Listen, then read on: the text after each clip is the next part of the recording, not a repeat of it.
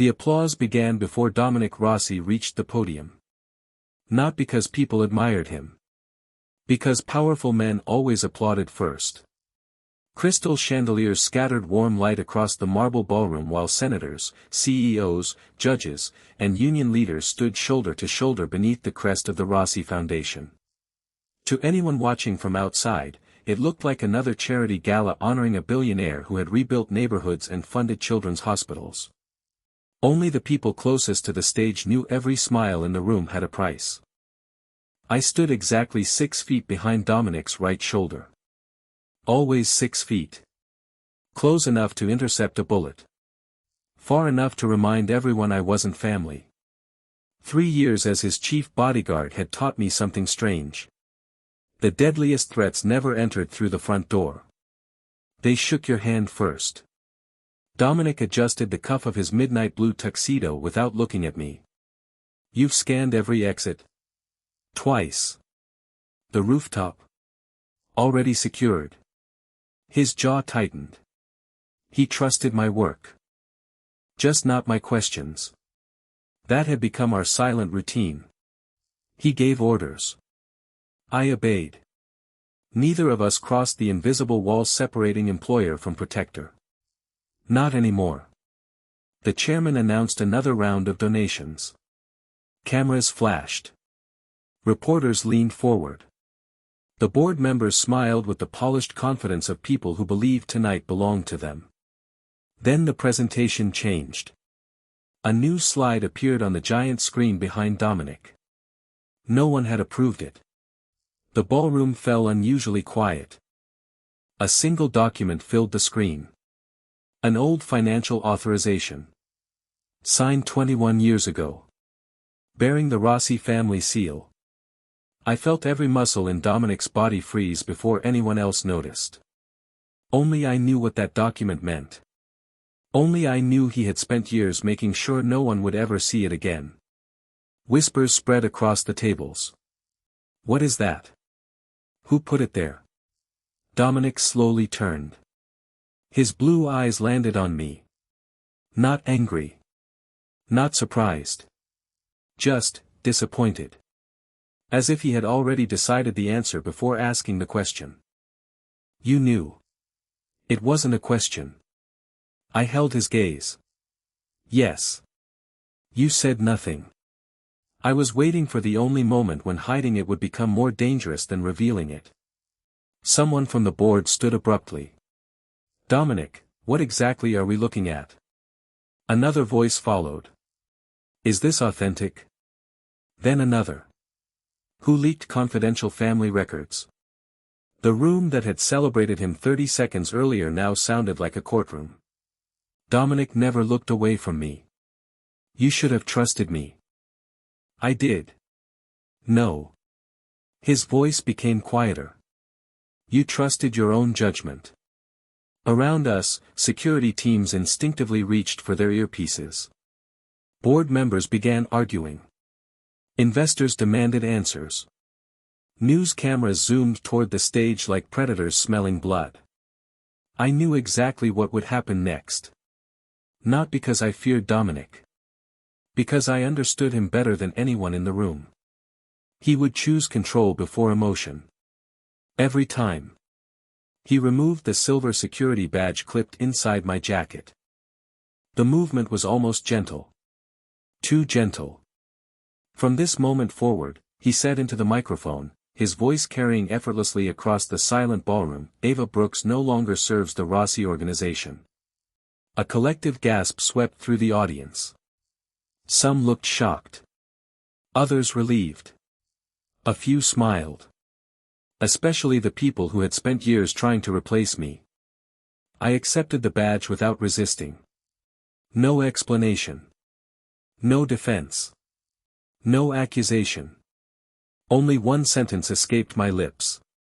If you let them keep believing that document was the real truth. I stopped. Not because I lost courage. Because saying the last 5 words would sign Dominic's death warrant before sunrise. His eyes searched mine for a fraction of a second. Almost pleading. Almost grateful. Then they turned cold again. "Escort Miss Brooks out." 2 guards stepped toward me. Neither dared touch my arm. As I walked through the center aisle beneath hundreds of staring eyes, I realized something terrifying. The men applauding loudest were the same men who had been waiting years for Dominic to fire the only person who knew why his father had really died. The elevator doors closed behind me with a whisper so soft it barely covered the roar of reporters flooding the hotel lobby. For 3 years, I had entered through private entrances. Tonight, I walked out through the front. Alone. Microphones followed before I reached the revolving door. "Miss Brooks, were you fired for leaking confidential information? Did Dominic Rossi accuse you of treason? Are you cooperating with federal investigators?" I kept walking. Silence had protected more lives than answers ever could. A black sedan rolled to the curb. I expected one of Dominic's remaining security drivers. Instead, the rear window lowered. Victor DeLuca. Chairman of the foundation. 70 years old. Silver hair. Perfect posture. Eyes that smiled long before his mouth ever did. "Miss Brooks," he said warmly. "You shouldn't be standing in the rain." "I'm fine. You've just lost your career." "I lost a badge." He studied me for several seconds before opening the door. "There's a difference." I didn't move. People like Victor never offered kindness without calculating the return. "I'll pass." "As you wish." The window slid back into place. But not before he quietly added, "Dominic has always been his own worst enemy." The sedan disappeared into Manhattan traffic. Those words stayed with me. Because they were true. Across town. Dominic dismissed every remaining board member before midnight. The ballroom emptied. The orchestra packed away their instruments. Only broken champagne glasses and abandoned floral arrangements remained. His chief financial officer, Michael Graves, closed the doors behind the last guest. "You had no choice," Michael said. Dominic loosened his tie. "I had several. You chose the safest." "For whom?" Neither answered. Michael placed a tablet on the conference table. The market reacted. The Rossi Foundation had already lost nearly $800 million in investor confidence. 3 government contracts were suspended. 2 banks requested emergency meetings. The media no longer questioned the authenticity of the document. They questioned Dominic himself. Michael hesitated. "There is another issue." Dominic looked up. "Our internal server registered 6 unauthorized downloads during the presentation. Who accessed them?" "We don't know." "You always know." "This time." Michael swallowed. "They used executive credentials." Dominic stared at the screen. Every file downloaded concerned one thing. His father's death. Not company finances. Not weapons. Not offshore accounts. Only that. Someone wasn't trying to destroy his empire. Someone wanted a 30-year-old secret. I reached my apartment shortly after midnight. It wasn't luxurious. Just quiet. Exactly how I preferred it. I locked 3 deadbolts before removing the tiny communication earpiece I'd worn almost every day for 3 years. The silence felt wrong. I opened the safe hidden behind an old bookshelf. Inside sat one envelope. No money. No passport. Only a handwritten letter. The paper had yellowed with age. I had promised never to read it unless Dominic dismissed me himself. Tonight. He had. My fingers hovered over the seal. Then stopped. A vibration interrupted me. Not my phone. The emergency satellite communicator buried beneath the false bottom of the safe. Only 3 people knew it existed. One was dead. One had vanished 12 years earlier. Which meant the third had just activated it. A single encrypted sentence appeared across the small display. Don't read the letter. They want you to. Before I could respond, the apartment lights went dark. Every circuit failed at once. Not a neighborhood blackout. A deliberate shutdown. Then came the sound. Not from outside. From inside my apartment. A floorboard creaked behind me. Someone else was already in the room. The movement behind me stopped. Not because the intruder hesitated. Because they wanted me to know they were there. I didn't reach for the pistol hidden beneath the bookshelf. Whoever had cut the power knew exactly where weapons would be.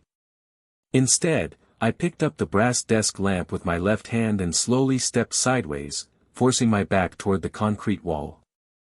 You have 5 seconds, I said into the darkness. A familiar voice answered. You always count too slowly. The emergency lights from neighboring buildings spilled through the windows just enough for me to recognize him. Daniel Mercer. Former FBI cybercrime analyst. The only partner I had ever trusted before leaving federal service. He looked 10 years older than when I'd last seen him. A healing scar crossed his temple. His expensive jacket was soaked with rain. And there was fresh blood on his sleeve. You shouldn't be here. No, he admitted. But neither should the people following me. Before I could ask another question, he locked the apartment door and tossed a slim encrypted drive onto the table. They've compromised Rossi's internal network. I already know. You know nothing. His voice cracked with exhaustion. They're not stealing money, Ava. They're reconstructing history. Across Manhattan, Dominic stood alone in his father's private office. He rarely entered the room. The walls still smelled faintly of cedar and old cigars. Nothing had been moved since the funeral. Not the books. Not the chessboard. Not even the cracked leather chair facing the fireplace. His father had ruled an empire from this room. Dominic had inherited it without ever wanting the throne. He opened the lowest drawer. Inside rested a faded photograph. A little boy. A woman laughing beside him. A younger version of his father standing awkwardly behind them. The only family photograph they had ever taken. Dominic traced the edge with his thumb. I still don't know what you were hiding. The words escaped before he realized he had spoken aloud. His father had taught him how to command fear. Never how to trust. That lesson had died with him. A knock interrupted the silence. Michael entered without waiting. We found another breach. Dominic didn't turn. How bad? Worse. Michael hesitated longer than usual. Someone issued security overrides using your biometric authorization. Dominic frowned. I never approved anything tonight. You didn't. Michael swallowed. The system says. Your father did. Silence. My father has been dead for 23 years. I know. Michael placed another tablet on the desk. The command was scheduled decades ago. Dominic stared at the screen. A delayed protocol. Programmed to activate only after one specific event. The dismissal of Ava Brooks. His pulse slowed instead of quickening. Someone had expected this night long before he became head of the Rossi family. Daniel plugged the encrypted drive into my laptop. The screen remained black for several seconds. Then dozens of archived surveillance clips appeared. Different years. Different cities. Different cameras. One thing connected every file. Dominic. Not meetings. Not business deals. Ordinary moments. Leaving a church alone. Visiting a children's oncology ward without security. Standing at a cemetery every November carrying white lilies. Watching the ocean from an empty pier before sunrise. He never authorized surveillance on himself, I whispered. Daniel nodded. Exactly. Who collected all this? I don't know. Another folder opened automatically. Employee profiles. Executives. Politicians. Judges. Board members. Each profile carried a colored symbol. Green. Yellow. Red. Only one file remained completely blank. Dominic Rossi. No assessment. No vulnerabilities listed. No financial leverage. No criminal evidence. Only one handwritten sentence scanned from an old notebook. He must never learn the truth before she tells him. I felt the air leave my lungs. Who wrote that? Daniel's expression turned pale. I was hoping you would know. Before either of us spoke again, every security camera in my apartment activated simultaneously. None of them belonged to me. One by one, the monitors displayed different rooms. Kitchen. Hallway. Bedroom. Fire escape. Finally. The rooftop. A man wearing one of Dominic Rossi's security uniforms slowly removed his cap. Neither Daniel nor I recognized his face. Then he smiled directly into the camera, as if he had been watching us long before we realized we were being watched. The man on the rooftop never blinked. Rain drifted across the camera lens, softening the city lights behind him, but his smile remained perfectly still. Not threatening. Confident.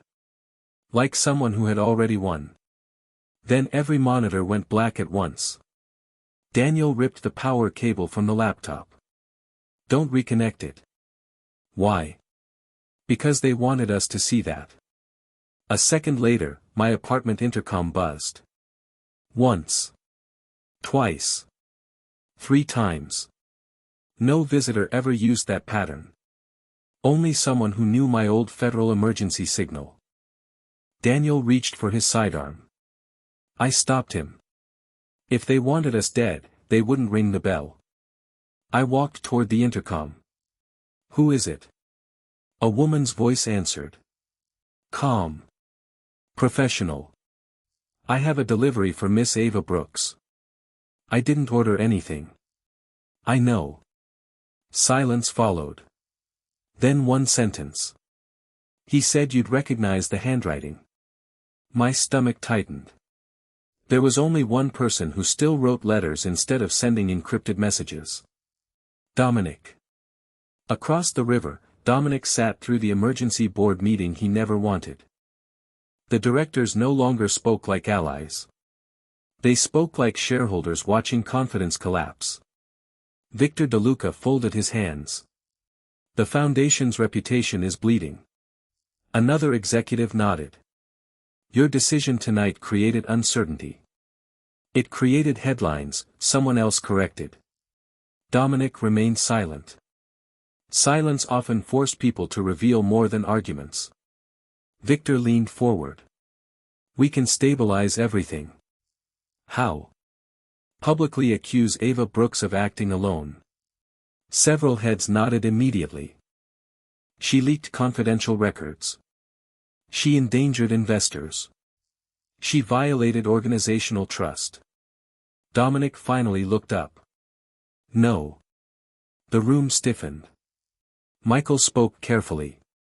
Dominic, perception matters. So does truth. Victor's smile faded almost imperceptibly. Truth has never built empires. Dominic's answer came without hesitation. Neither has cowardice. For the first time all evening, irritation flashed across Victor's face. Your father understood sacrifice. My father buried it.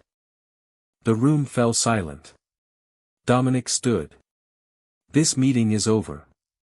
Victor remained seated. Then your board will convene without you. Dominic stopped walking. He didn't turn around. But something inside him shifted. For years he had believed power meant controlling enemies. Tonight he realized he had never truly measured the ambitions of the people sitting beside him. The package outside my apartment contained no return address. Only a thick cream envelope. The seal wasn't Dominic's family crest. It was plain wax. Inside rested a handwritten note. Not from Dominic. From me. Or rather, from the version of me that existed 3 years ago. The handwriting was unmistakably mine. If you're reading this, he already fired you. I stared at the page. I had no memory of writing it. Daniel slowly lowered his weapon. What is it? I don't know. My voice barely sounded like my own. The letter continued. You promised you'd forget everything after the operation. If this reaches you, the memory suppression failed. Or someone restored what was taken.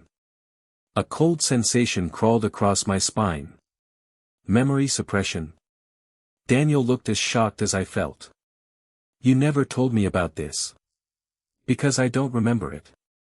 The room suddenly felt much smaller. Every conversation I'd had with Dominic. Every instinct that made me stay near him. Every nightmare I couldn't explain.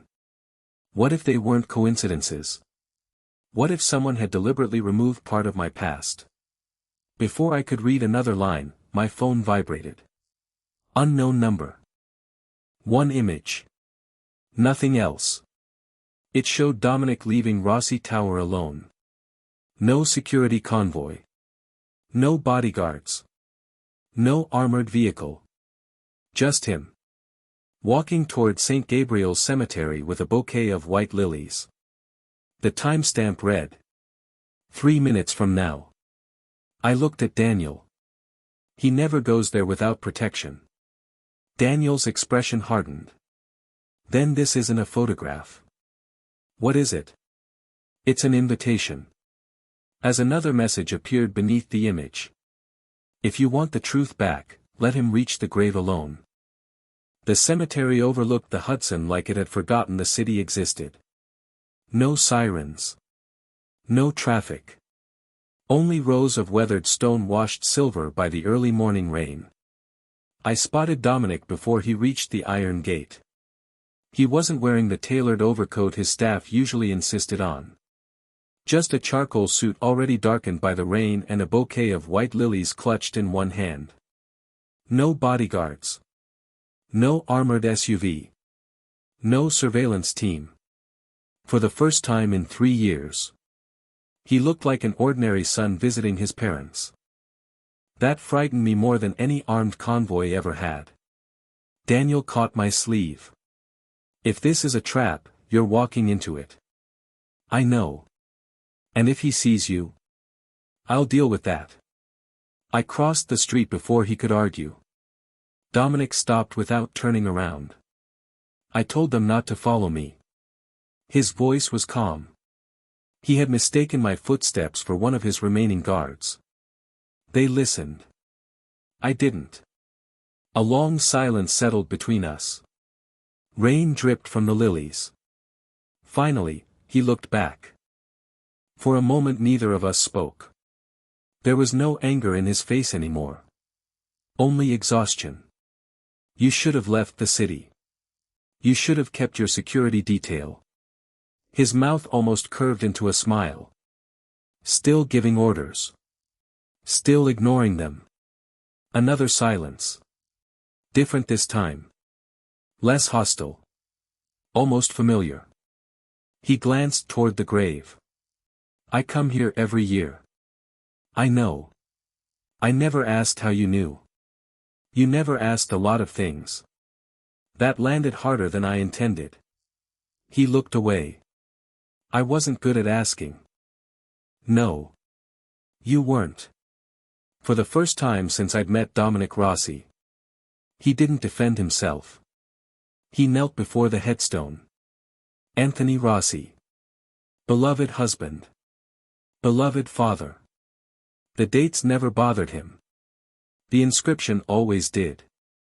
Beloved father. Dominic brushed rainwater from the stone with his bare hand. He wasn't. The words barely carried above the wind. He built an empire. He built fear. He taught me how to survive. He laughed quietly. But not how to live. I had never heard him speak about his father. Not once. I spent half my life trying to become him. He stared at the lilies. The other half trying not to. Something inside me softened. Not because he was powerful. Because beneath everything, he still sounded like a son asking questions no one could answer anymore. Then his expression changed. He noticed the envelope tucked beneath my arm. You opened it. No. You were going to. I was interrupted. His eyes searched mine. Good. You know what's inside. I know enough. Before I could press further, another voice echoed through the cemetery. So. Victor DeLuca stepped from behind an old marble mausoleum, umbrella resting lightly against one shoulder. I wondered how long it would take before the two of you found each other again. He wasn't alone. Half a dozen members of the foundation board emerged from different paths, dressed as though attending another business meeting instead of a cemetery. Michael was among them. He refused to meet my eyes. Dominic rose slowly. What is this? Victor smiled with grandfatherly warmth. A vote. There are no board meetings in cemeteries. There are, Victor replied gently, when the man you're removing refuses to come to the office. Dominic's face hardened. You planned this. For years. The word hung in the rain. Years. Victor took another step. You've always believed your greatest weakness was your father's legacy. He looked directly at me. It never was. It was her. Dominic instinctively moved between Victor and me. Not aggressively. Protectively. It was such a small movement that most people wouldn't have noticed. Victor did. So predictable. He sighed almost sadly. I truly hoped dismissing Miss Brooks would convince her to stay away. My heartbeat slowed. Not sped up. Because suddenly, nothing about this felt spontaneous anymore. Victor reached into his coat and produced a worn leather journal. I suppose, he said softly, it's finally time both of you learned why Anthony Rossi personally selected Ava Brooks 24 years before either of you ever met. The rain seemed to disappear. 24 years. I was only 27. That wasn't possible. Unless. Everything I believed about how I entered Dominic Rossi's life had been a lie from the very beginning. Victor opened the leather journal with the care of a man handling evidence instead of memories. No one interrupted him. Even the rain seemed to soften. The Rossi family built its fortune on loyalty, he said quietly. But loyalty has always been purchased with half-truths. Dominic didn't move. If you came here to rewrite history, save your breath. Victor ignored him. He turned the journal toward me. The page wasn't a confession. It was a list. Dates. Hospitals. Names of children placed into protective custody after a warehouse explosion 24 years earlier. One line had been circled. Female infant. Identity sealed by federal order. Temporary guardian approved. My pulse stumbled. There was no name. Only an identification number. Victor looked at me. Anthony Rossi financed the relocation of 12 children after that fire. Dominic frowned. I know about the relief fund. No, Victor replied. You know the public story. He closed the journal. He wasn't protecting witnesses. He was protecting children from the men responsible.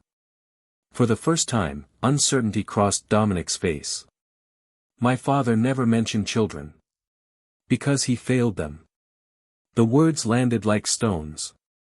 Victor's eyes shifted toward me again. You were never chosen because of blood. Relief lasted less than a second.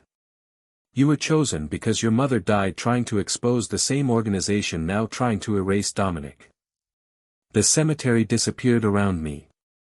My mother. No one had spoken about her in years. Every official record described her as a journalist killed during an apartment fire. An accident. Victor slowly shook his head. It wasn't an accident. Daniel stepped out from behind a line of cedar trees, his weapon lowered but visible. I verified part of it last night, he admitted. I stared at him. You knew.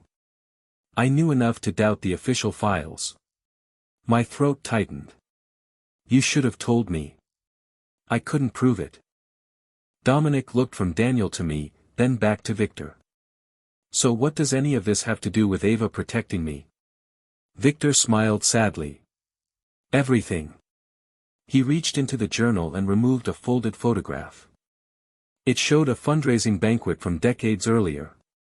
Anthony Rossi stood near the stage.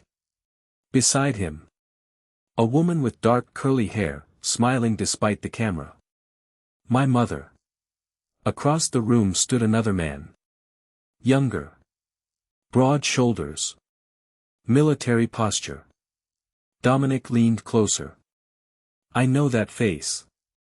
Michael's expression changed instantly. That's impossible. Victor nodded. It shouldn't be. Dominic whispered the name before anyone else could. Samuel Brooks. I looked at him. My father. Dominic met my eyes. I thought he died overseas. So did I. Victor's voice cut through the silence. He didn't die. Another pause. He disappeared after refusing Anthony Rossi's final order. Nothing made sense anymore. If my father had survived, why had no one searched for him? Why had every government record declared him dead? Michael suddenly stepped backward. His hands trembled. We need to leave. Victor didn't even glance at him. No. Michael looked toward the cemetery entrance. They're already here. Every instinct I'd spent years sharpening came alive at once. Not because of what I saw. Because of what I didn't. The birds had stopped singing.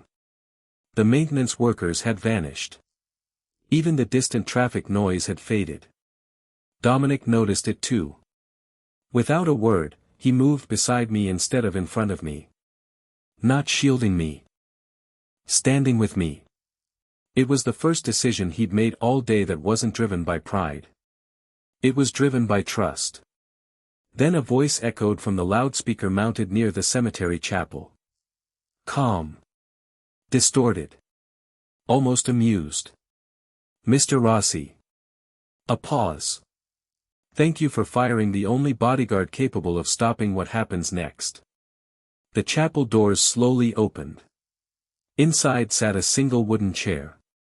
Tied to it, was an elderly man with silver hair, bruised wrists, and tired eyes. When he slowly lifted his head, every color drained from my face. I'd never seen him before. And yet I recognized him instantly. Not from memory. From the faded family photograph my mother kept hidden in an old box until the day she died. My father. My legs moved before my mind did. Dad. The word tore itself out of me, raw and unfamiliar, as I sprinted toward the chapel. A gunshot shattered the silence. Not at me. Into the stone steps. A warning. I stopped instinctively. Four armed men emerged from the shadows between the graves, their weapons lowered but ready. They weren't nervous. Professionals rarely were. Dominic's hand caught my wrist. Not to restrain me. To keep me alive. Don't. They have my father. I know. I have to, if you rush them. His voice broke for the first time since I'd known him. You'll give them exactly what they want. His grip loosened immediately, leaving the choice entirely mine. That surprised me. Months ago, Dominic would have ordered. Now. He trusted me enough to decide. A small change. But I felt it. The chapel speakers crackled again. Excellent. The distorted voice almost sounded pleased. She's already thinking like a daughter. A monitor descended behind my father. The screen flickered to life. Old surveillance footage. 23 years old. Grainy. Black and white. A warehouse. Anthony Rossi. My father. And a woman carrying a camera. My mother. None of them were arguing. None of them looked like enemies. They were working together. My breathing stopped. Victor quietly removed his glasses. You both deserve the truth. The recording continued. Anthony slid several folders across a table. They're moving children tonight. My mother's voice answered. Then we expose everyone. Anthony shook his head. If we publish now, they'll kill the children first. Silence. Then my father spoke for the first time. We move the children. We gather evidence. And we disappear. I couldn't hear another heartbeat. Everything I'd believed collapsed. Anthony Rossi hadn't protected criminals. He had protected witnesses. My mother hadn't died chasing corruption. She had died trying to save children. My father hadn't abandoned us. He had vanished because staying alive meant the network would keep hunting every survivor. The official history had been written by the people they failed to stop. Dominic stared at the screen without moving. My father. His voice barely existed. He wasn't building an empire. Victor answered softly. He inherited one. And spent the rest of his life trying to dismantle it from the inside. Dominic closed his eyes. Every harsh lesson. Every impossible expectation. Every unanswered question from his childhood. Suddenly. None of them looked the same. I hated him, he whispered.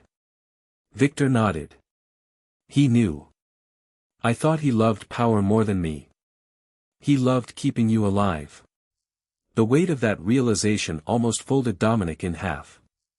For the first time in years. He looked less like a mafia boss.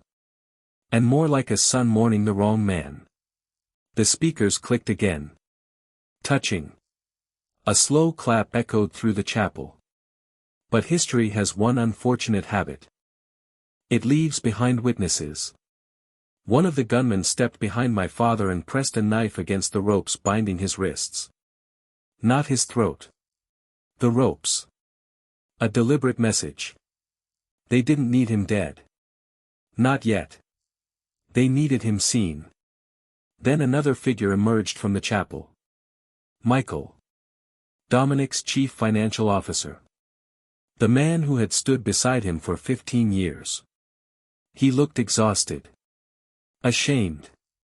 But he wasn't tied up. He walked out on his own. Dominic's face hardened. Michael. Michael couldn't meet his eyes. I'm sorry. For what? For believing I could control them. Victor turned slowly toward him. No. You believed you could profit from them. Michael's shoulders collapsed. They promised they would only remove Dominic.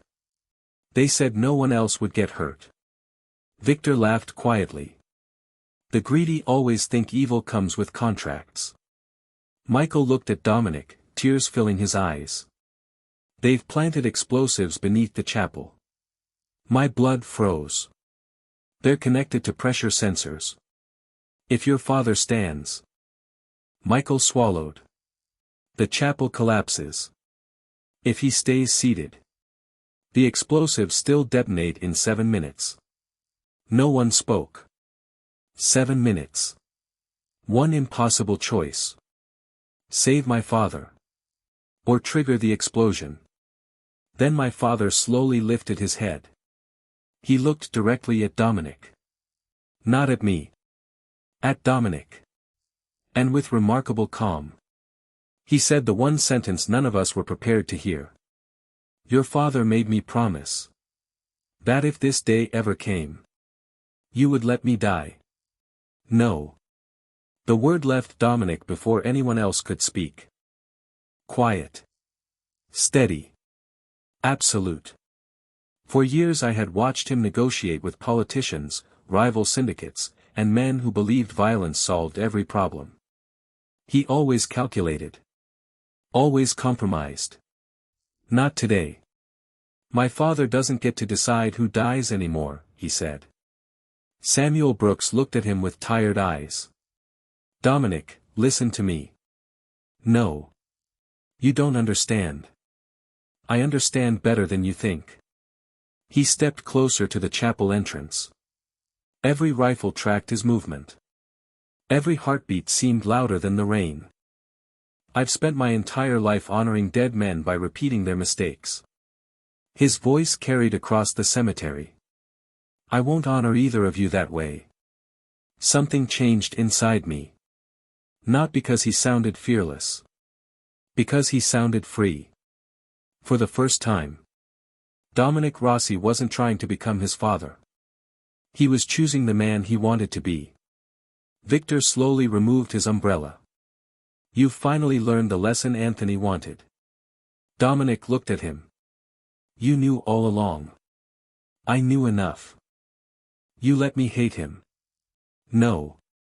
Victor's expression softened with genuine regret. I let you discover the truth yourself. Dominic laughed once. A hollow sound. 23 years. I wasted 23 years believing the wrong story. Victor didn't defend himself. Because there was no defense.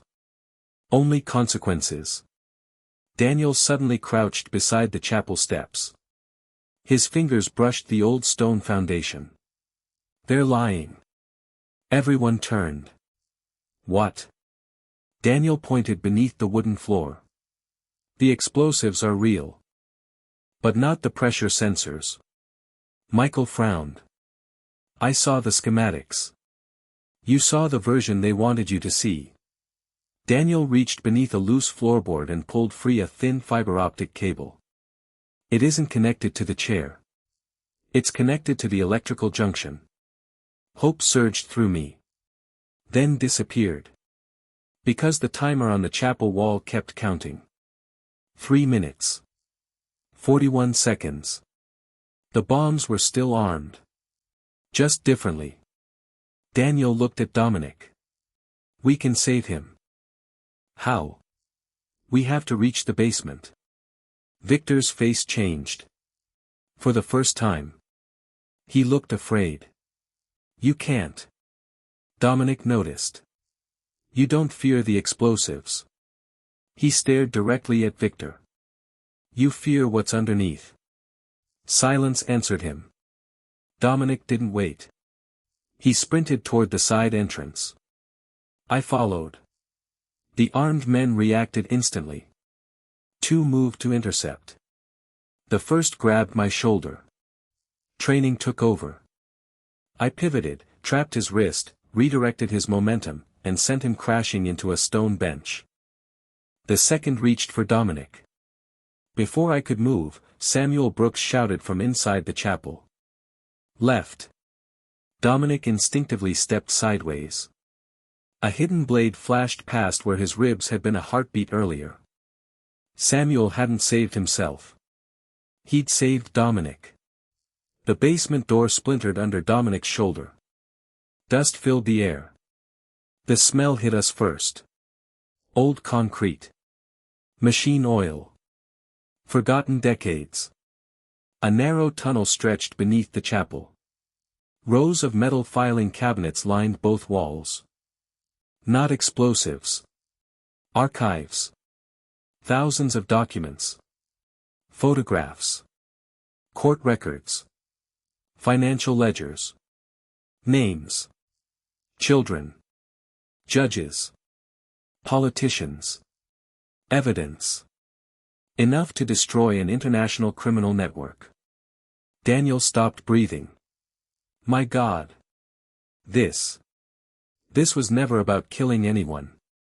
Victor appeared at the top of the stairs behind us. His voice echoed through the chamber. No. It was about forcing Dominic to choose. Dominic slowly turned. Choose what? Victor's eyes filled with sadness. The evidence. Or the people he loves. The timer reached 2 minutes. Victor spread his hands. If you evacuate now, the fire suppression system floods this chamber. Every document is destroyed forever. If you stay. He looked toward me. None of you will reach the surface in time. The choice was brutal. Save living people. Or preserve the truth that had cost so many innocent lives. I looked at Dominic. He looked at the endless shelves. Then at Samuel. Then at me. Years ago. He would have protected the empire. Months ago. He might have protected the evidence. Now. I already knew his answer before he spoke. People first.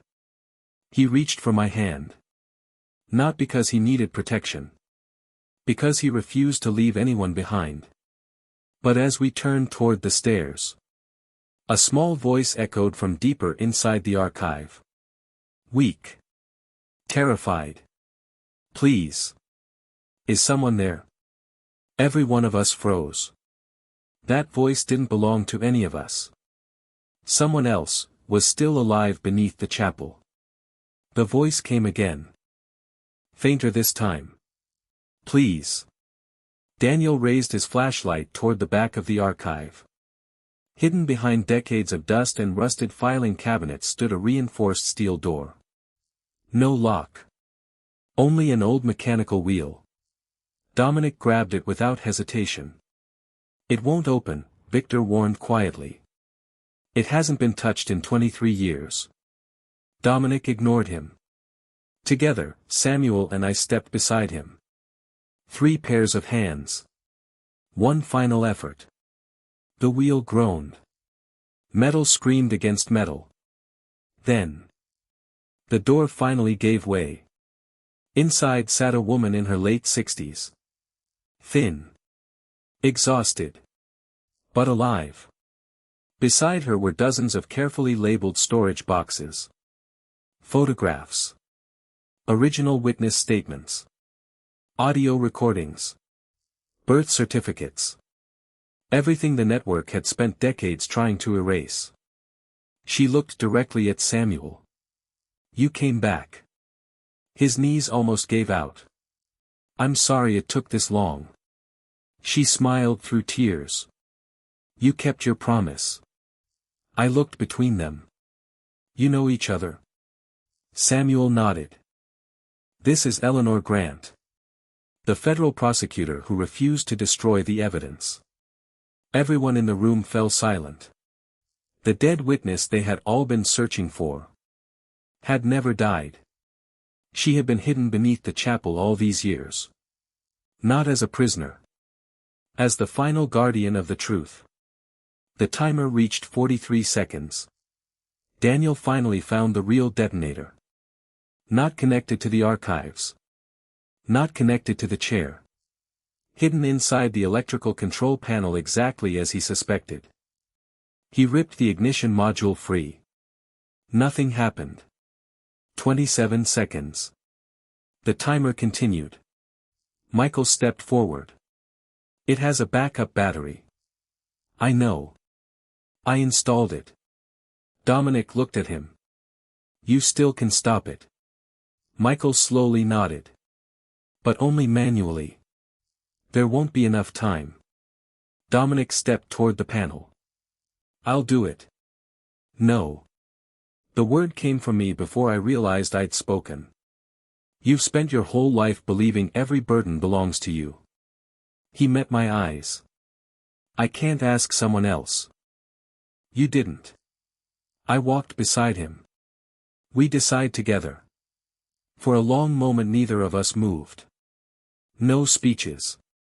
No dramatic declarations. Just quiet understanding earned one difficult choice at a time. The kind that changes people forever. Michael inhaled deeply. I created this. His hands shook as he reached into the live wiring. I'll end it. Victor closed his eyes. No more sons paying for their fathers. Michael gave a broken smile. No. For my own mistakes. The sparks exploded across the panel. The countdown froze. 0:08, silence. No blast. Only the sound of rain striking the chapel roof. 6 months later. The headlines looked very different. The Hidden Archive dismantled an international criminal organization stretching across 3 countries. Judges resigned. Executives were arrested. Politicians disappeared from office. The Rossi Foundation survived. Not because Dominic buried the truth. Because he released every document voluntarily. For the first time in the family's history, transparency became its greatest protection. Victor retired. Michael accepted responsibility for his crimes and testified against the network he had helped sustain. Samuel Brooks never tried to reclaim the years he had lost. Instead, he spent them getting to know the daughter who had never stopped wondering why he disappeared. As for Dominic, people still called him the Mafia Boss. Old reputations fade slowly. But those closest to him noticed something different. He asked questions now. He listened before deciding. He no longer confused authority with isolation. One autumn morning, he asked me to meet him at the same cemetery. No security. No photographers. No audience. Only 2 fresh bouquets of white lilies. One rested beneath Anthony Rossi's headstone. The other beneath my mother's. I spent years blaming the wrong people, he said quietly. I fired the only person who was brave enough to tell me the truth. I smiled. You also hired the only one stubborn enough to come back. He laughed. A real laugh this time. Not polished. Not guarded. Human. From his coat pocket, he removed my old silver security badge. The one he had taken from me on stage. I can't give you your old job back. I know. Because I don't need a bodyguard anymore. For one impossible second, I wondered if he was saying goodbye. Instead, he placed the badge in my hand. I need a partner. No grand confession. No perfect ending. Just 2 people who had survived lies, grief, impossible choices, and the weight of inherited history. Choosing, at last, to build something neither of their fathers had ever managed to create. A future founded not on fear, but on trust. Sometimes the strongest man in the room isn't the one who never falls. He's the one willing to lose his pride, before he loses the people who tell him the truth.